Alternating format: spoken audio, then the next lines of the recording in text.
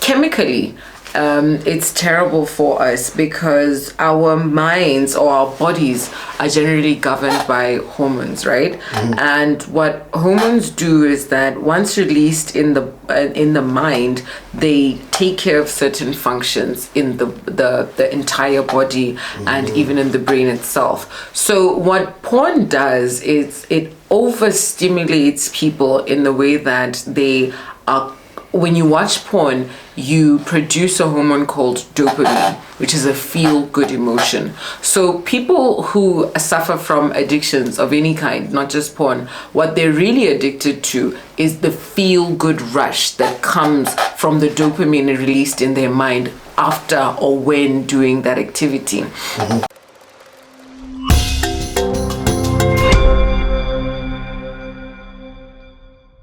Letsha Kgotla. What's up? I am good. How are you? I'm good. How you doing? I'm all right. I'm right. How are you coping actually? I am pretty happy, I must say. Yeah. I can't complain. Life's good. Like Life's good. Hendrix would say. Yeah. So many people are wondering, because usually on this platform we have artists, actors, musicians, also like celebrities, and they're wondering who's this beautiful woman in front of the camera. Right, so my name is Letsha. I'm a psychotherapist, and like anybody, I have a story, and I think the reason why I'm here is to share precisely my experiences about life from a perspective of somebody who understands human behavior. Talking of human behavior, you came at a time whereby like we're experiencing passion killings actually. Yeah. I think that's the proper term. Passion killings, whereby a lot of men are killing their women. Yeah. Due to insecurities and stuff. There's a lot of bad things going on, like what's happening to the society, like socialization and the mental health. Yeah. People are frustrated, and really this was a ripple effect waiting to happen. There's a lot of things that have been left out of our socialization, and I think a lot of young people, young adults now are experiencing the gap of not having or not being socialized in particular ways.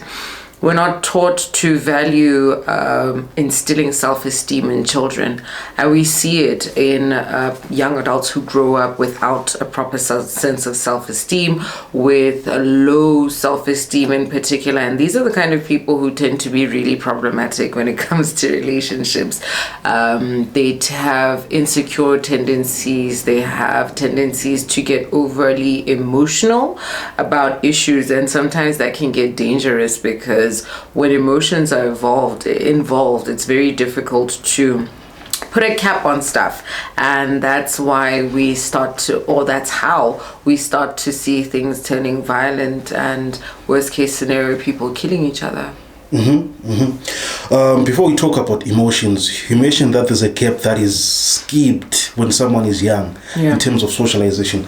What is it that as a young parent, what is it one can do to instill that self-confidence, self-esteem on their child, so that when they grow up they are like maybe a proper and morally upright person? All right, so in an ideal world, before we have children, it's very important that we have dealt with our own emotional pack, and that means that having a proper grip on what our personality is and having identified certain flaws and strengths that we have, so that we're able to heal our own wounds, because we can't pour from an empty cup. Whatever it is that we're going to instill in our children, we have to have it ourselves first. So if we don't have self-confidence, if our self-esteem is low, chances are in one way or another we're going to transfer this to our children. Now it could show in them in a different way that it shows in you, but it doesn't mean that things are okay. So in an ideal world, I would say let's start from there, that when we have kids, let's make it a point that before we do that, we get in check our own issues. We heal from our own wounds before we even begin the process. But I think what's very important with raising children is just giving them the space to feel heard, because when you acknowledge a child's presence in a way that they feel heard, they feel seen, they feel included in the home community, it really molds them and gives them a sense of assertiveness. And when a child is assertive, they're able to better communicate to you what their needs are, what their likes are, and that that puts them in a position where it puts both of you, it puts the dynamic, the relationship in a position where information is freely shared and you are able to encourage each other from a point of honesty and transparency. So I think that's the most important thing, treating our kids like people, because in our culture we have this thing where children aren't supposed to be, what do they say? They're supposed to be seen, they're not supposed to be heard, something like that. And stuff. This is something that has been subconsciously encouraged and transferred from generation to generation. So now you have most people having a kind of relationship with their parents that's strictly authoritative, and that can be detrimental to the development of certain soft skills that individuals need to become assertive and confident adults. Mm-hmm. So let's say I was abused growing up as a child. Yeah. I was told that I'm stupid, I have a big head, my dad is a deadbeat, or my mom is 1, 2, 3, 4, 5. So growing up with, if I don't know from that, I'm definitely going to take it onto my partner. Before it gets to your partner, you take it into yourself, because children don't know what is true and what is not that they're told by adults. Children will believe anything that you tell them about themselves, and scary thing is it becomes their inner voice. It becomes that voice that is always playing in their minds. Whenever they perceive themselves or they think about themselves, your words echo in their mind that they are stupid, or whatever it is that you may have told them that's a negative thing. They believe it. They don't know that there are liars out there. They don't know that people can be stressed out. They don't know the concept or the idea of abuse. So whatever they receive from their caregiver, they take it as something that's normal, what's acceptable, what is supposed to happen to them. And another thing I think is worth noting is that children also have a tendency of blaming themselves for everything that happens in their surrounding. So they're not able to see deadbeat dad as deadbeat dad. They're not able to see anxious mom as anxious mom. They actually think that this person is okay, and if they're responding to me or treating me in this manner, it must mean that there's something wrong with me. Mm-hmm. And you see, that's where the danger is. Once somebody starts to believe that there's something wrong with them, then they're not able to fully, or the world will never get to experience a full expression of who they are, because everything that they do is self-conscious. Everything that they do is insecure. Everything that they do, they feel less deserving. They feel unworthy. They feel like, they aren't deserving of anything good, anything pleasant, because deep down they feel like there's this defect about me. And sometimes it's unfortunate that we don't always get to figure out or get to know. It's not always a conscious thing that we have in our minds where these things come from. Sometimes you live like that your whole life and you have no idea that actually that voice that's always telling you that you're not good enough isn't even yours in the first place. It was somebody else who told you that, and that stuck with you up until you became an adult. Now, the trouble with getting into relationships when you haven't healed from childhood traumas or just past traumas in general, because I think that what the common notion is that if you're broken, or if there's something wrong about, or if you have trauma in any way, I think broken is a bit of a harsh term. Mm-hmm. So if you have trauma in any way, we tend to thoroughly associate it with our childhood or formative years. And this is heavily influenced by Western theories of psychology, psychotherapy, for example, from Sigmund Freud, they'd say, or his common practice was to sit down and look first into a person's formative years. And this, of course, can tell a lot about an individual, but even insofar as to young adulthood, we're still gaining experiences that form the way that we perceive the world. Think about your first heartbreak, for example. It definitely probably didn't happen when you were 6 years old. Yeah. So these are things that shape the way that we perceive the world. So it's very important that we are able to heal from whatever traumatic experience we have, because when we go into relationships, when we haven't healed, we have the tendency of projecting our experiences onto our partners. That's why we find people sometimes becoming overly insecure, or just, not resolving it in themselves to being quality partners, because you may not be covertly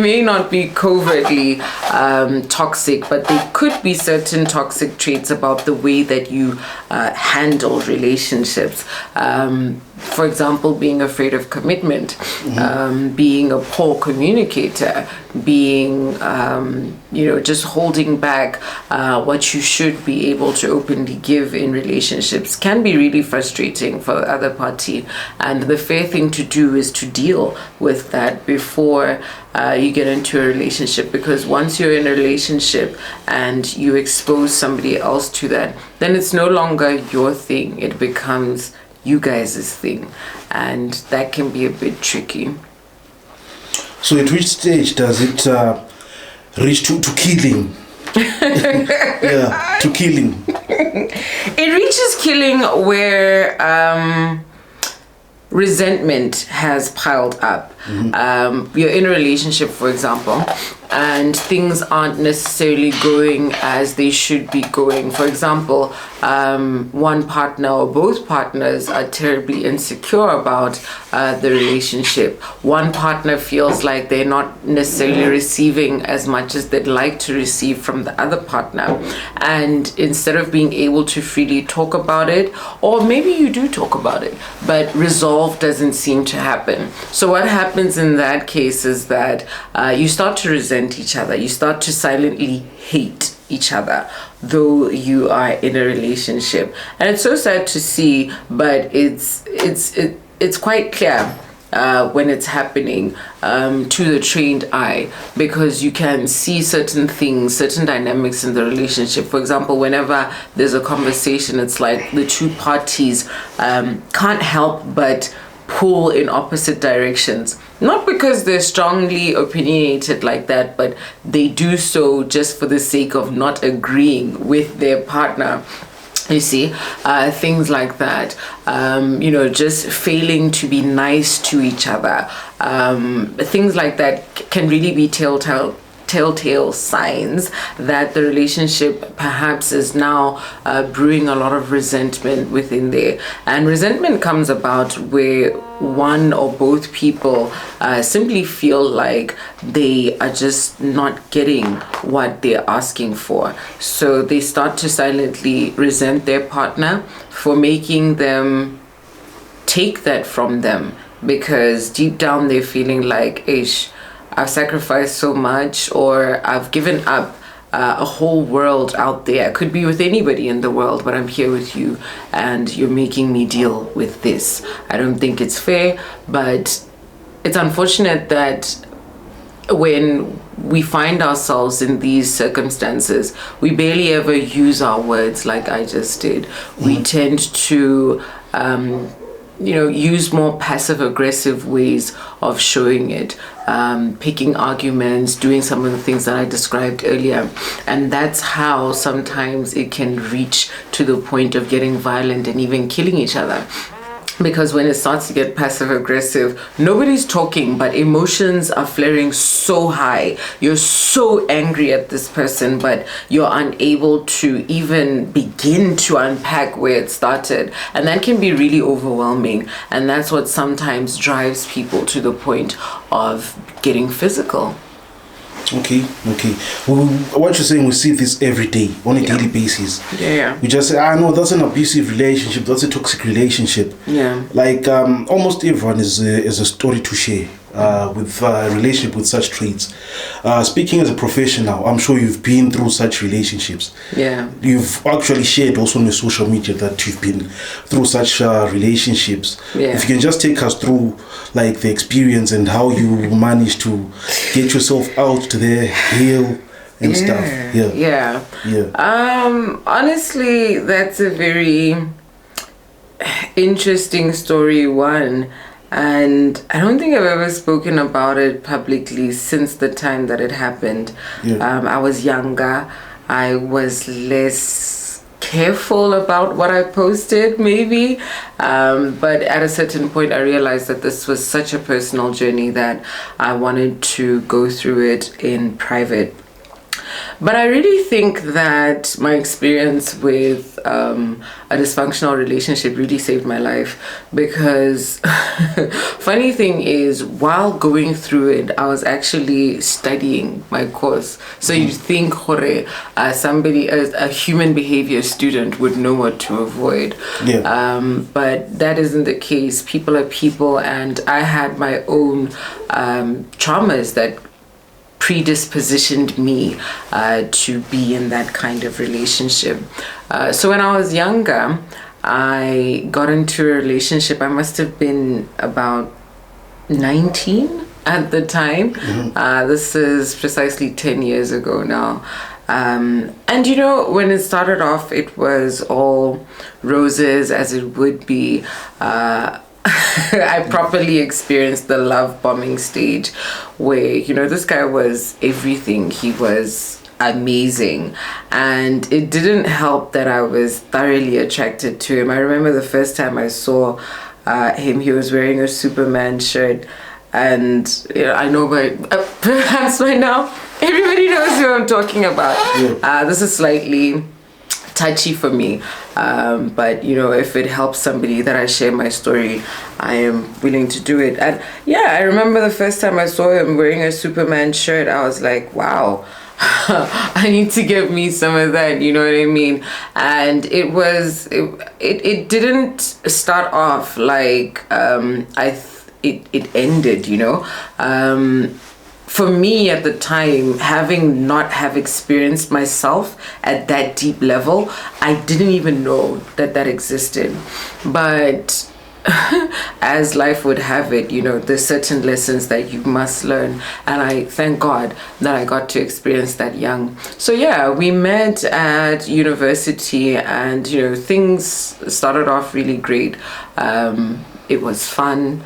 It didn't seem like we had any particular issues, and in fact even now I don't think that there were any striking issues. I just think that we were two deeply disturbed and unhealed individuals that happened to meet, and we sought solace in each other.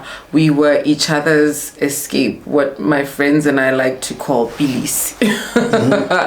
That sometimes you meet somebody and you kind of subconsciously use them to soothe yourself, and I think that's exactly what we did to each other, because as we progressed into the relationship, we both started to see each other's darker sides. You know, I was deeply insecure, and you know, I had this disbelief that the relationship was real or even solid, and this comes from my own wounds that I was suffering at the time. That growing up, being a middle child, attention is scarce. Being, you know, it's kind of like being a woman in corporate now. You have to work almost 10 times harder just to be noticed. And you know, sometimes when somebody appreciates you so freely,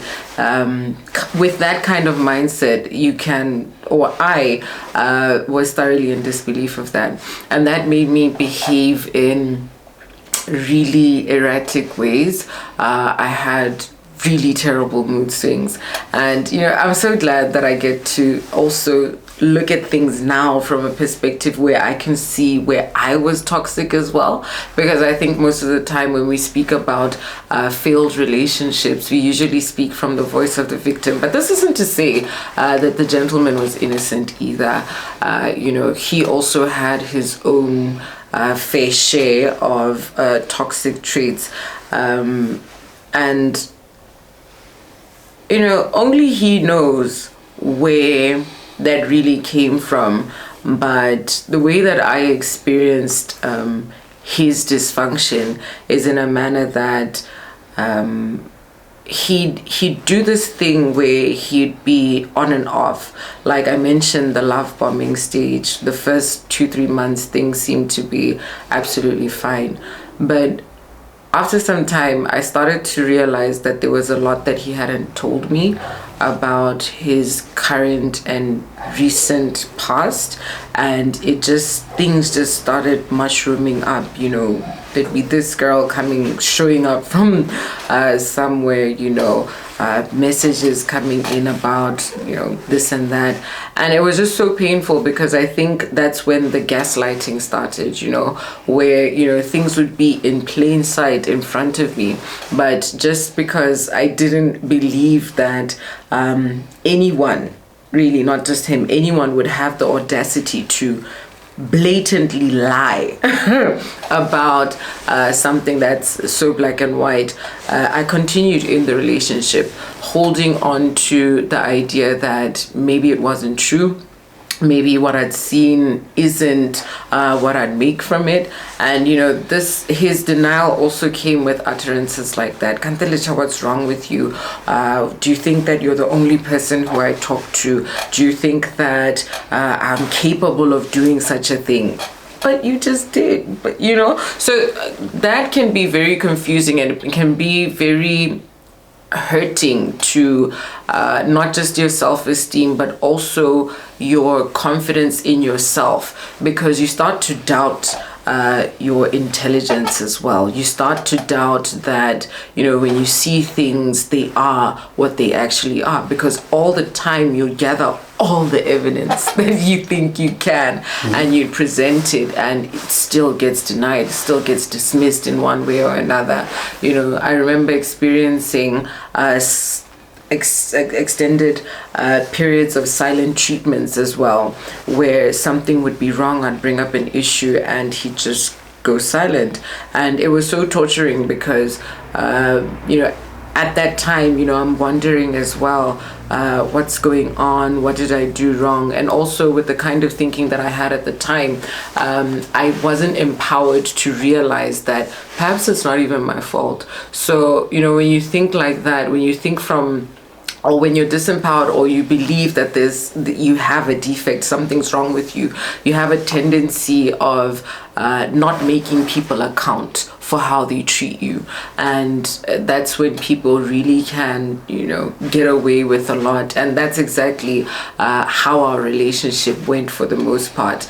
A lot of things slid by because I simply didn't have the confidence to see things and appreciate things for what they were. Also, having a low self-esteem kind of made me cling onto the relationship as well, because something in me was just like, if if like I'm this bad. And so crazy, thinking about it now, because I'm just like, who the hell was that girl?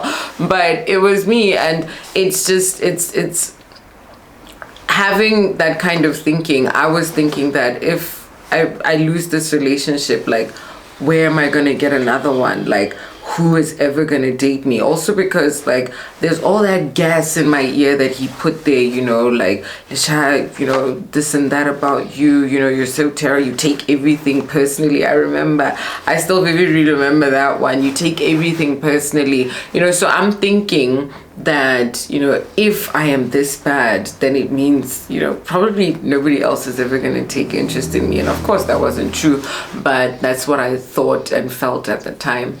So accumulation of that eventually made me really anxious, and I was showing signs of anxiety in all kinds of ways at some point.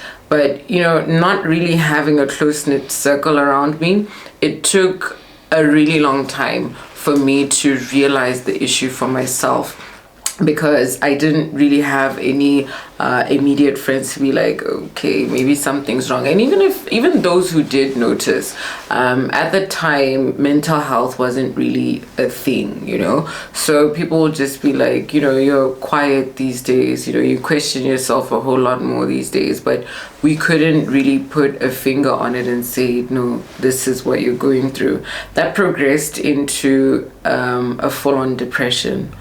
I remember in my third year, things got so unbearable at some point that I wasn't sleeping at all. And I tried so hard to self-medicate. I would smoke, try to, get intoxicated just so that I could make it through the night, but nothing seemed to work.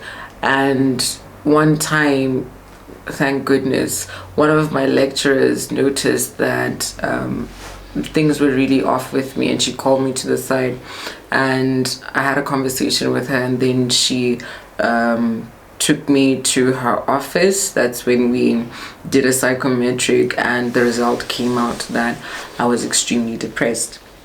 And going through a depression at that age was not easy, because it was a full-on depression. I'd wake up at the times when I, could catch a wink of sleep. And even then, it wasn't even any quality sleep. I'd fall asleep for an hour, 3 hours at most, and I'd wake up absolutely panicking, not knowing what's wrong, just having all these things in my head, all these feelings of unworthiness, this deep painful loneliness in me. And when people speak about depression, we like to think of it as a mental condition, but at some point depression becomes physical as well. You feel the pain in your chest. You feel like you don't have a proper grasp on your body. You can physically feel that you are hungry, but you don't want to eat. You want to get out of bed, but you get out and you're afraid of how the world is going to receive you, so you go right back in. So it's an absolutely painful process, and that's what actually leads people to killing themselves sometimes due to depression, because the pain is so intense and so deep that sometimes you think that the only thing to make it stop is to actually end your life. Luckily for me, for some reason, I just turned and faced the completely opposite direction. YouTube saved my life primarily because once I realized what I was going through, then I wanted to find out what happened. How did I find myself in this place? It was also slightly embarrassing because studying human behavior, how do I find myself being the very person who we're discussing in the textbook? So then I was like, I need to figure this thing out. And that's what made my experience as a student so real, because before then it was all theory. It was just case studies that you read about. It was just what we see in the textbook. But after that experience, then it became real. Then it became a personal journey for me to avoid other people going through what I had to go through, to realize that this is really an issue. So yeah, I mustered up all the resources that I could. I remember I continued to see the lady for some time, but because of the dual relationship, things got a bit awkward, because now she's standing in front of me teaching me and she knows my secrets.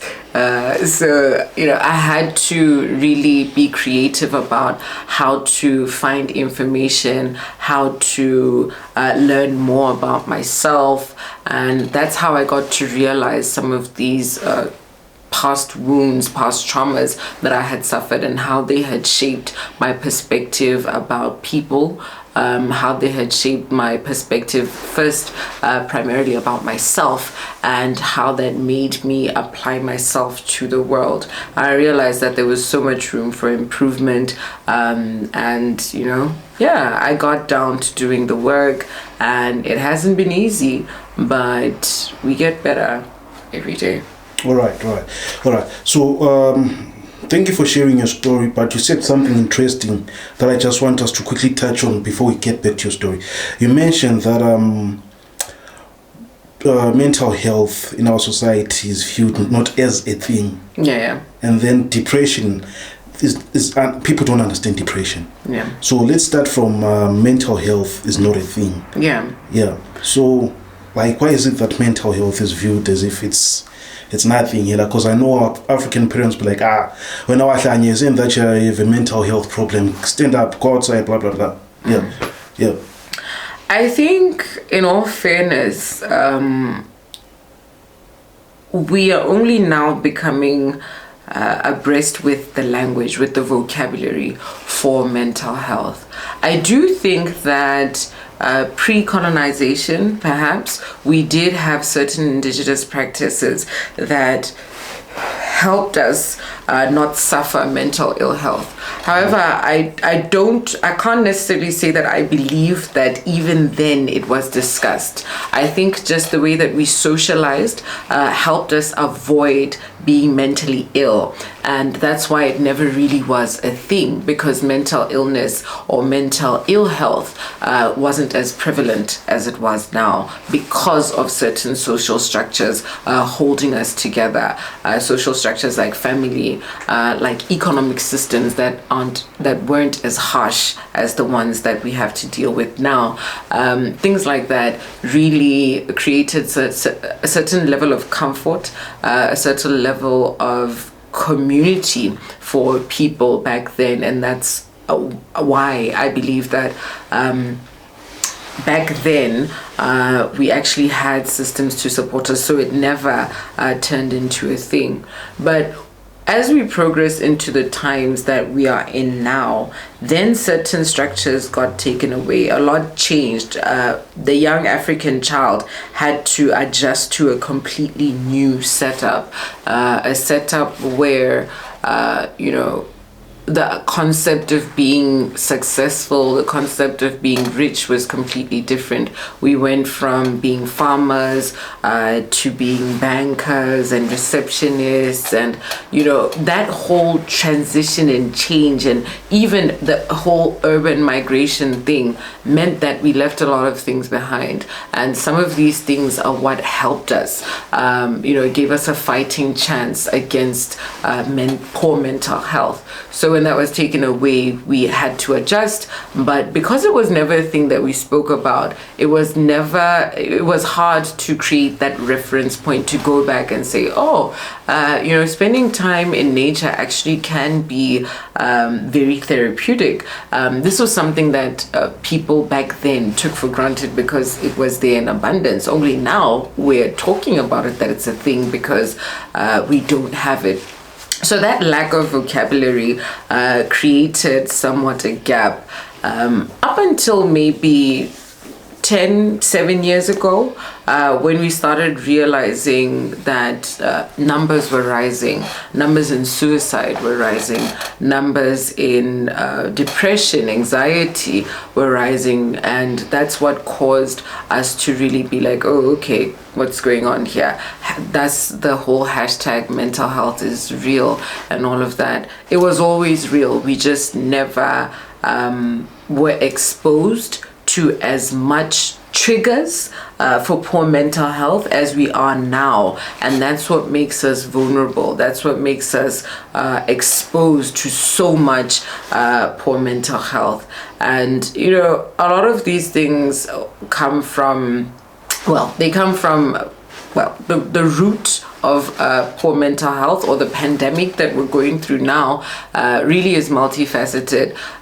There's family in there, there's social setups in there, but there's also social media and the way that it has kind of socialized us to behave around each other and utilize our minds. I think more than anything, social media has influenced the way that we use our minds, right? We are exposed to a lot of dopamine on the internet through things like soft porn. You get on TikTok, and when I say soft porn, we take it for granted that some of the images that we see on the internet are normal because that's what we've normalized. But the reality is, we never were exposed to things like that before, because now you'd literally be on Facebook or some kind of other public social media site like that, and you literally can have access to women in their underwear. You can have access to women posed in provocative ways. And that kind of changes the way that we relate to each other as people. It kind of tempts us to objectify each other more. And when we speak about it in the vice versa dynamic, we see people flaunting what happens in their relationships. And all of that, and that can put a lot of pressure on people and create this society where we treat each other like objects. And when we start to treat each other like objects, we start to use each other, and when we use each other, we can be very toxic to each other, and that skyrockets cases of mental health, cases of mental ill health, and that is part of the reason why we're seeing a lot of prevalence of it now. So it hasn't been a thing before, maybe also because some things that are causing it weren't there before. Yeah. Well said. So these nudes, limapuna, like they are playing a role in like especially in men's mental health. Yeah. Cause I think being expected. Yeah. But she's not feeling like it. Or you kind of create an expectation that you want to see what you saw. It's so wild that now you'll be interacting with a young dude and he'll literally tell you about his fantasies subconsciously in a way of discussing something that he saw on the internet. And it's so wild because you're like, you saw that? Where? On Facebook? Not on Pornhub, but on Facebook? You saw that? So it's so wild because you can imagine that this material is so abundant and it's forming to young men what is normal. Not only is it doing that, but it's also decreasing their will to apply themselves to relationships, to healthy relationships with women, because they can get an easy nut anyway. What does it do to the young girl who thinks like posing in such a manner on social media is the flex? Yeah. What does it do to integrity, her confidence as she grows older also? Yeah. Yeah. It's definitely degradatory.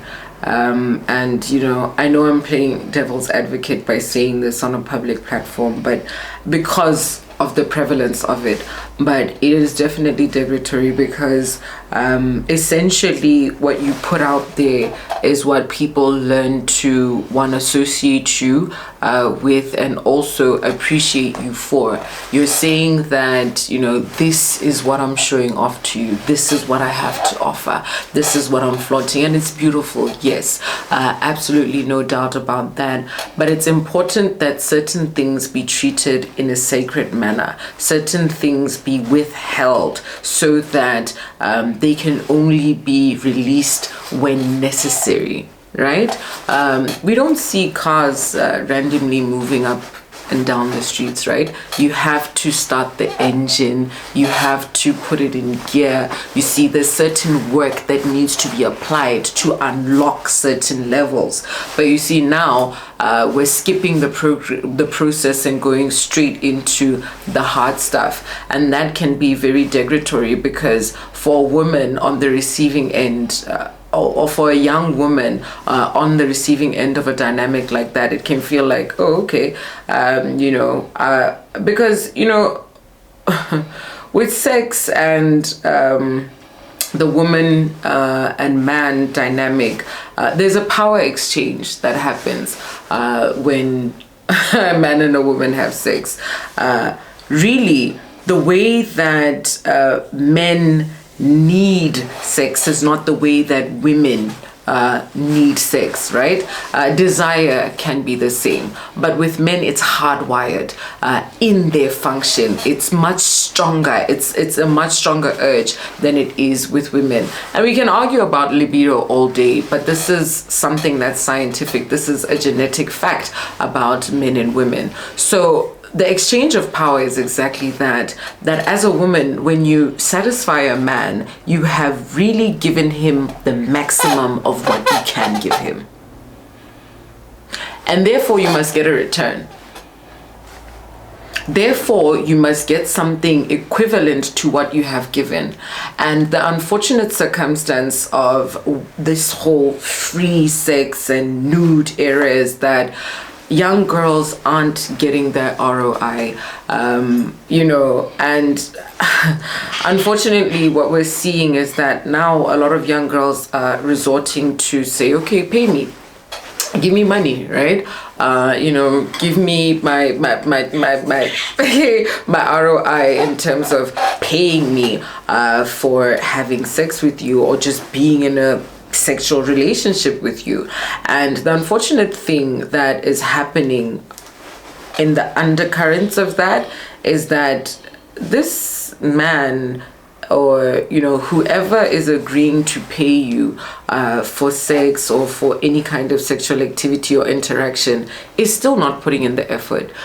You still don't feel the effort of them applying themselves. You've just made it easier by putting a price on it, right? So he'll treat you the same way. He'll still objectify you. He'll still respond to you in ways that are really degrading to you. It's just that he at least has put a little bit of cash on top. Like one guy I saw on TikTok the other day said it very nicely. He said, if you look at two steaming piles of poop, right? One is just there and another has 200 bula bill on it. And you take the one with the 200 bula bill on it, you've still taken a steaming pile of poop. So you're still dealing with some nonsense that you have no business dealing with, but somehow you're soothing yourself by taking some cash.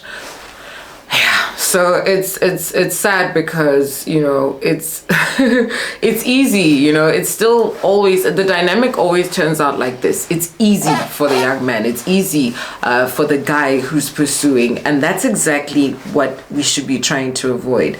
It shouldn't be easy. It shouldn't be something taken for granted. It shouldn't be something of no value. Mm-hmm. Mm-hmm. So where does this leave the society's mental state at now? Because we experiencing with such scenarios, especially among the young people. Yeah. Where is it leaving the community's mental state at? Because that's one a depressed nation. Yeah. We're unhappy and stuff like that. Of course, because of course our mental state or emotional state is going to be in shambles. Why? Because these kinds of interactions are also traumatizing. Yeah, when somebody uses you and you realize it, you feel traumatized, you know, and the current culture is just, you know, we move, and, you know, we may move, but we are moving along with gaping wounds. That's why, you know, everybody is just like, you know, I don't even want to be in a serious relationship right now because of, you know, just how the game is going. But what the truth is that we actually need relationships. Relationships are the basis of the smallest unit of our community, which is family. Without relationships, we can't create family, and then we can't create communities. And that is something that we need. Human beings by nature are social beings. So we need each other in order to thrive and develop and grow and become something, create a generation better than the one that we're existing in. But what we're doing to ourselves now is taking that away from our fabric, and that is hurting us, whether we're conscious about it or not, whether we want to admit it, we're ready to admit it or not. But the lack of respectful, trusting, transparent relationships is also getting us depressed. And that's why I like, you know, what Dr. Gure likes to say, you know, if we fix the quality of the individual, you know, I don't think we realize what the man is saying, but literally, if we can get to the bottom of fixing the way that we relate to each other in relationships, we can create a much better world. You know what? I want us to talk about the men's mental health. Yeah. I feel like a man's mental health is not much spoken about. Maybe in this part of the world or generally. Last month was Men's Mental Month. Yeah, Mental Health Month. Mental Health Month, yeah. Yeah. But no one even spoke about it. I didn't even see corporate companies putting up those flyers, artworks and stuff. But who's supposed to speak about it tomorrow? You, our ladies. Yeah. And for who though? Because it should be created for the men, but what we don't realize is that all of these women empowerment things, and I'll get back to the topic, but I think it's important to note the aspect of responsibility and initiative on doing these things. Because when you look at all these women empowerment initiatives, when you look at who's spearheading them, it's women. For women. Wow. Therefore, if any kind of male empowerment thing is going to really catch fire, it's going to be driven by men. And it's very important that as young men are realizing these issues, they collect and organize themselves to actually do something real about it. Because if we're always going to, you know, take the back seat and just, you know, be a victim about it and ride the wave, nothing is going to change. That's why you say that what we recently experienced last month is something completely different to if it was focused on women, because we don't see enough men taking the forefront in terms of initiating activities, initiating initiatives in general about men's mental health. But it doesn't make the dynamic any less real, hey? Yeah. Men still suffer from mental ill health, and probably in the worst way, because they also have very few outlets where they're able to talk about things like this. Although, you know, there's no necessary gender bias from professionals like psychotherapists, like counselors, etc. But the way that men socialize among each other also, you know, doesn't create as an effective support system as the young man in today's context needs, right? Young men now need their fathers more than ever. Young men now need their uncles more than ever. Young men now need trusting and reliable friends more than ever. But, you know, they meet the opposite. A lot of their traumas come from the very people who I've just mentioned. Their fathers are traumatizing them, their uncles are traumatizing them, their friends are stealing their girlfriends, you know, for a young man now. And it's important that we're able to, and the reason why it's important for men to be in the forefront for such movements is because there's also there's also an amount of accountability that needs to be taken. As men, it's important that I'm tempted to say we because I don't like to speak to dynamics and be like, you gotta get super run.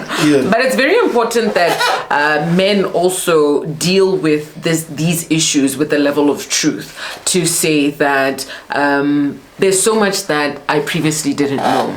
Now I'm empowered, so I'm making better choices. It means that there's need to apologize for previous things that have happened.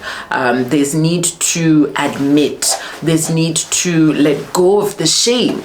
And these are all things that require lots of intentionality, lots of hard work, lots of honesty as well. And I think that a lot of young men are shying away, not from the reward of it, but from the process of getting there.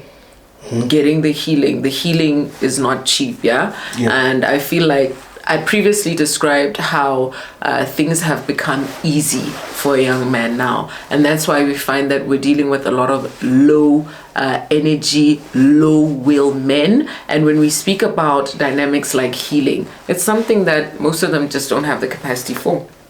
So is it safe to say, like, we're living in a society whereby currently men don't have enough self-confidence to talk to each other, to address their issues, to work hard for what they want, maybe? Because you're saying that now it's easy, they can pay for whatever they want. Like, if you want to sleep with a woman, they just pay for, and then they get it. Yeah, definitely. I think that is definitely the dynamic that we're seeing now, that, you know, things are easy for a young man and he just doesn't have the drive to go after things in the right way.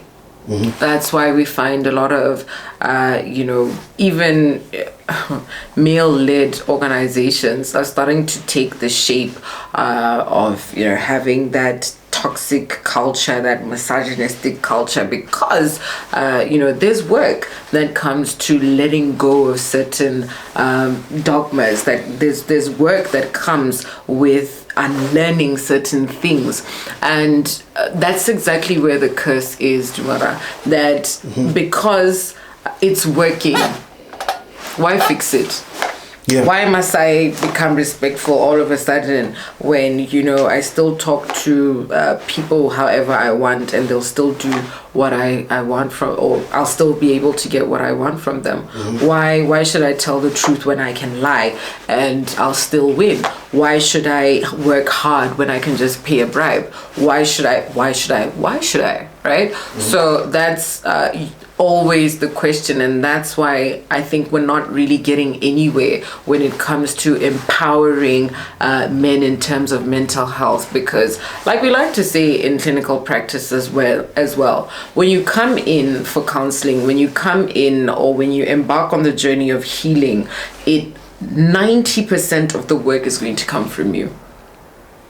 Even when you sit down with a counselor, 90% of the talking should be done by the client, because simply what you're there to do is get help to arrange your thoughts, get yourself to think in a certain way, but you really need to do the work to solving your problems. And what we're seeing is that a lot of young men simply don't have the drive, and reasonably so, or understandably so, because of how the current setup is for them. And I'm not saying this to say that I think that any of this is right.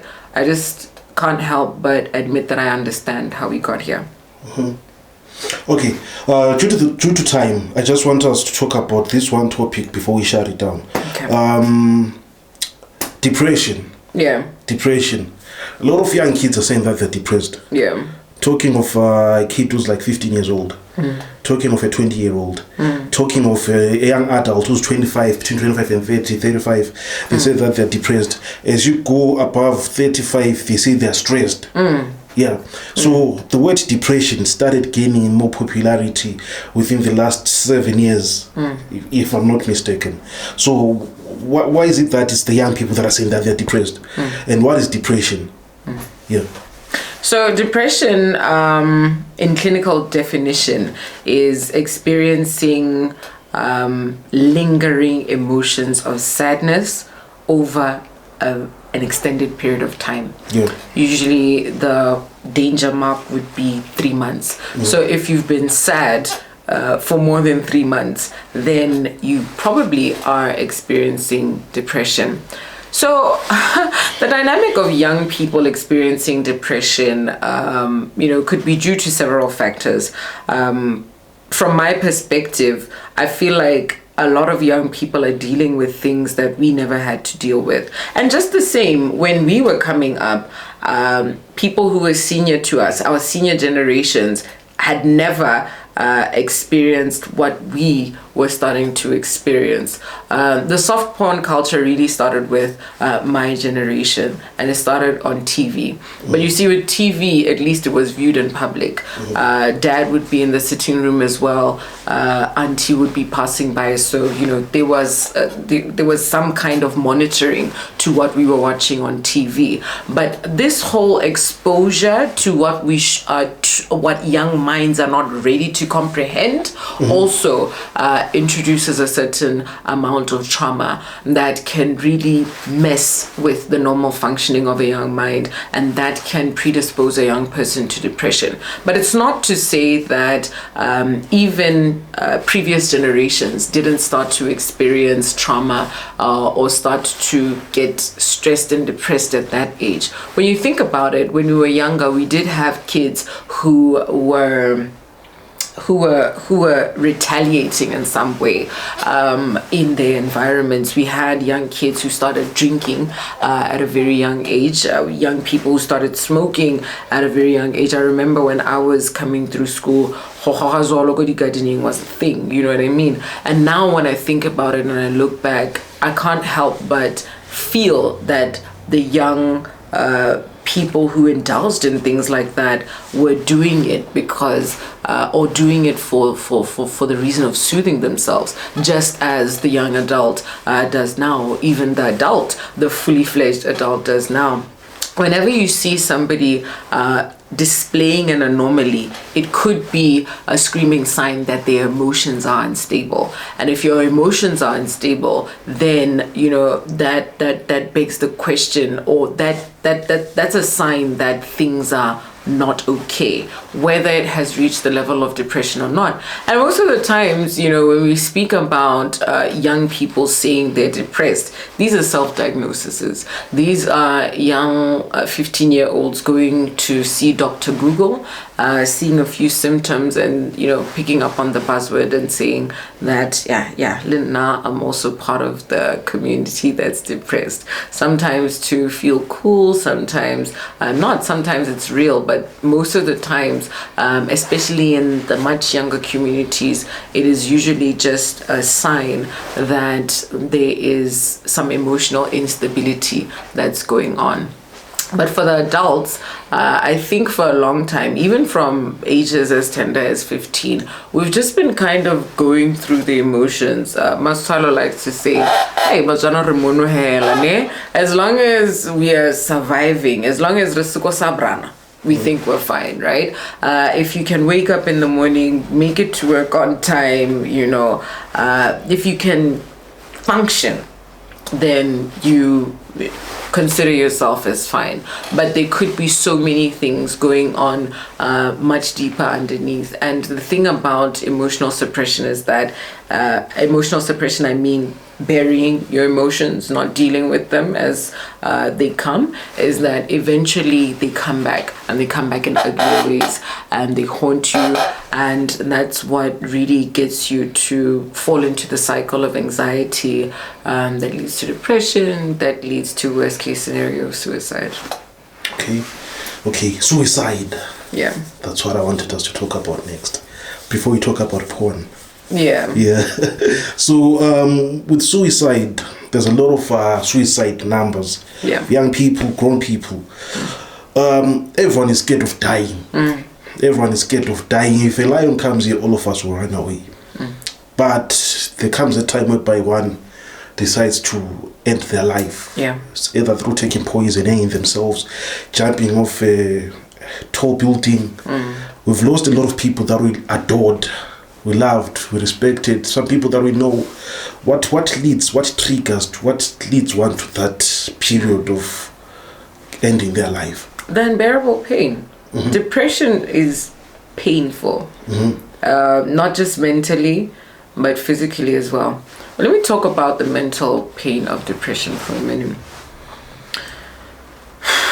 When you get to a point of feeling like you want to kill yourself, or you want to die, you no longer have any interest in life, it is usually after you look around yourself and feel like there's nothing left.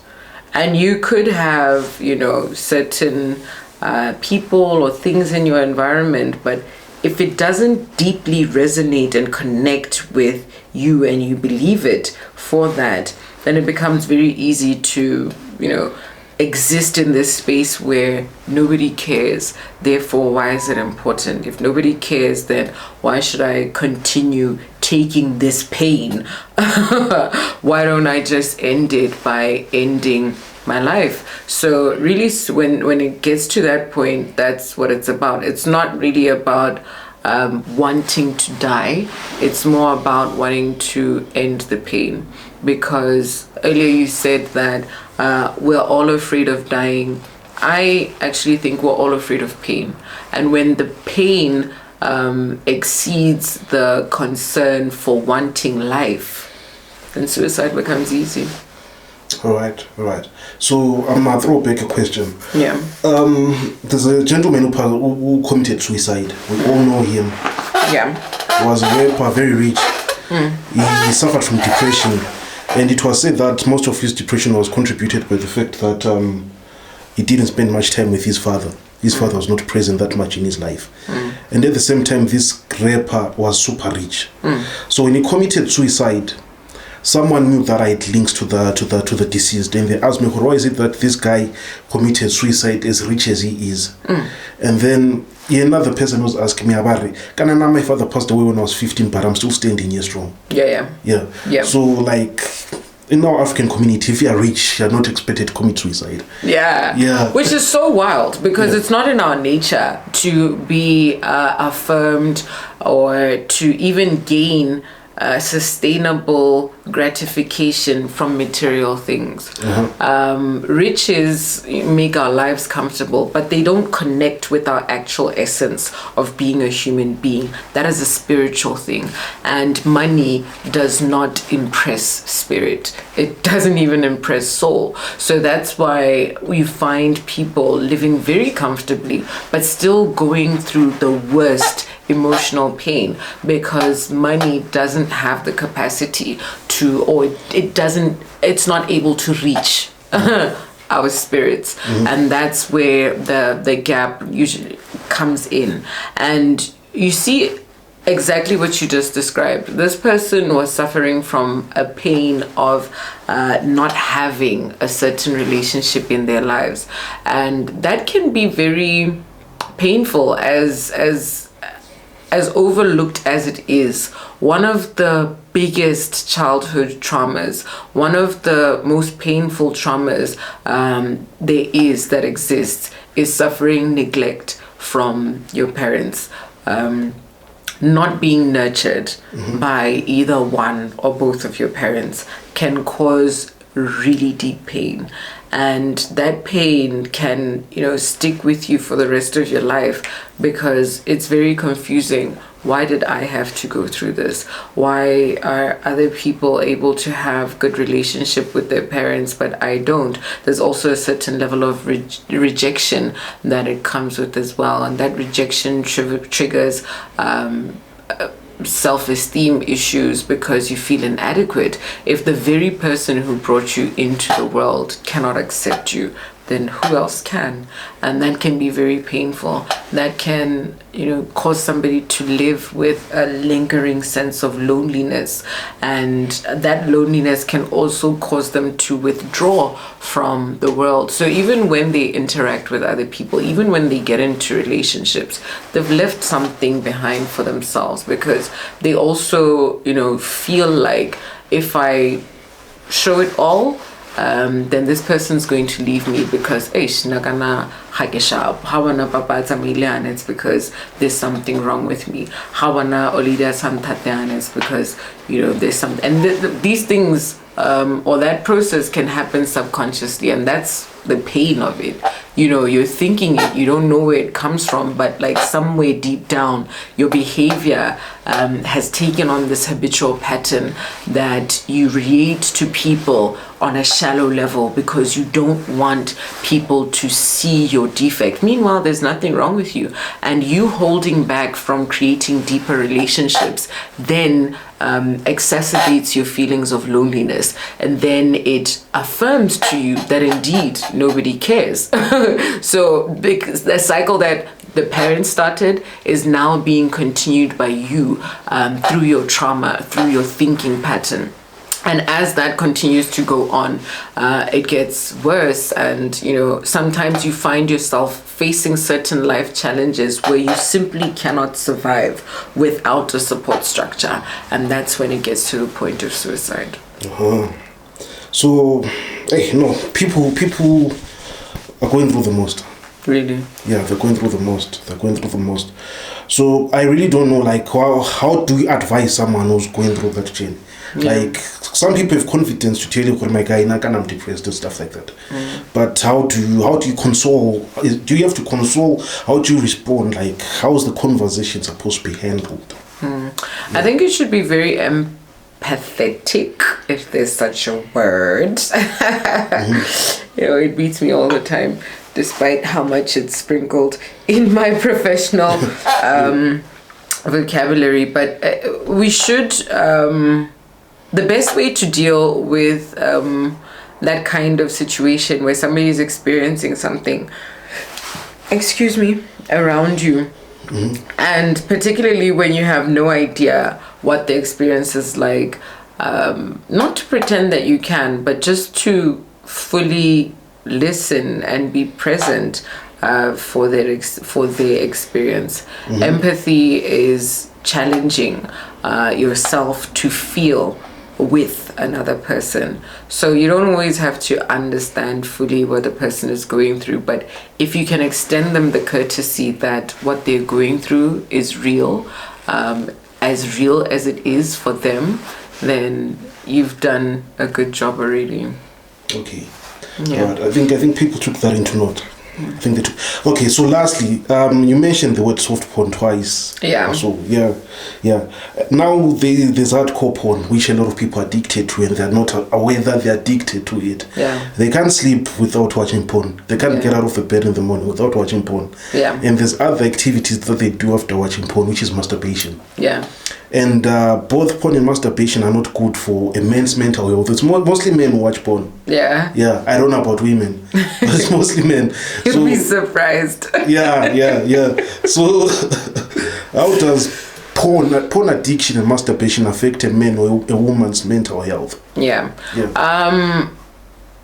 Chemically, it's terrible for us because our minds or our bodies are generally governed by hormones, right? And what hormones do is that once released in the mind, they take care of certain functions in the entire body and even in the brain itself. So what porn does is it overstimulates people in the way that they are. When you watch porn, you produce a hormone called dopamine, which is a feel-good emotion. So people who suffer from addictions of any kind, not just porn, what they're really addicted to is the feel-good rush that comes from the dopamine released in their mind after or when doing that activity. So a reliance or an overstimulation of dopamine is going to be bad for us because anything done in extremes is bad for us.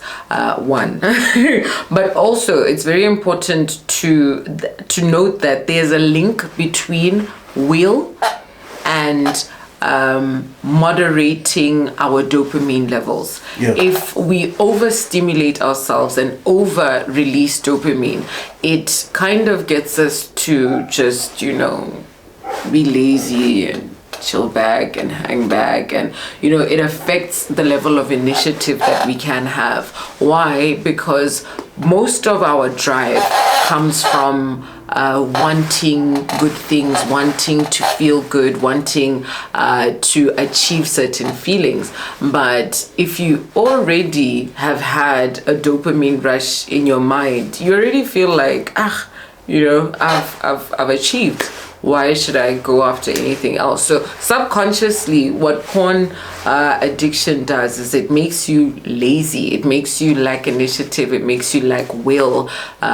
So these things can then create a human being who, whenever there's need to thoroughly apply themselves, they're unable to, because of that easy release that they've already discovered.